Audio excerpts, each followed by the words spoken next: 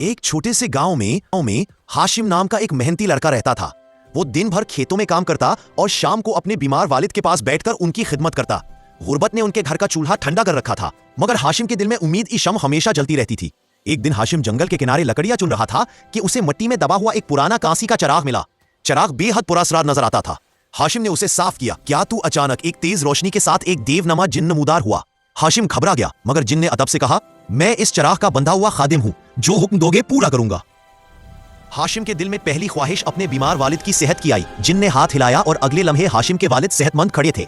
माँ की आंखों में आंसू आ गए। घर में पहली बार खुशी की लहर दौड़ गई। अगली सुबह हाशिम ने जिन्न से कहा कि वो गांव के तमाम गरीब लोगों की मदद करना चाहता है। जिन्न ने गांव की उजड़ी हुई जमीनें जरखेज बना दी, टूटी छतें दुरुस्त कर दी। कनवा फिर से पानी से भर गया। लोग हैरान भी थे और खुश भी। वक्त गुजरता गया और हाशिम ने कभी अपनी खूह। एक छोटे से गांव में अहमद नाम का एक नेक दिल लड़का रहता था। उसका दिल बहुत साफ था और वह हमेशा सच बोलने की कोशिश करता था। उसके पिता एक साधारण बढ़ई थे जो मेहनत करके अपना घर चलाते थे। अहमद रोज स्कूल से लौटकर अपने पिता की दुकान पर बैठता और उनकी मदद करता था। एक दिन अहमद को रास्ते में एक भारी सा थैला मिला। उसे खोलकर देखा तो उसकी आंखें फैल गई। अंदर सोने के सिक्के थे।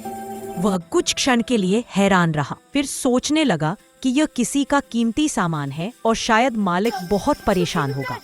उसने तुरंत थैला उठाया और गांव के चौक की तरफ दौड़ पड़ा, जहां रोज लोग इकट्ठा होते थे। चौक में खड़े होकर अहमद जोर से बोला, किसी का थैला खो गया है क्या?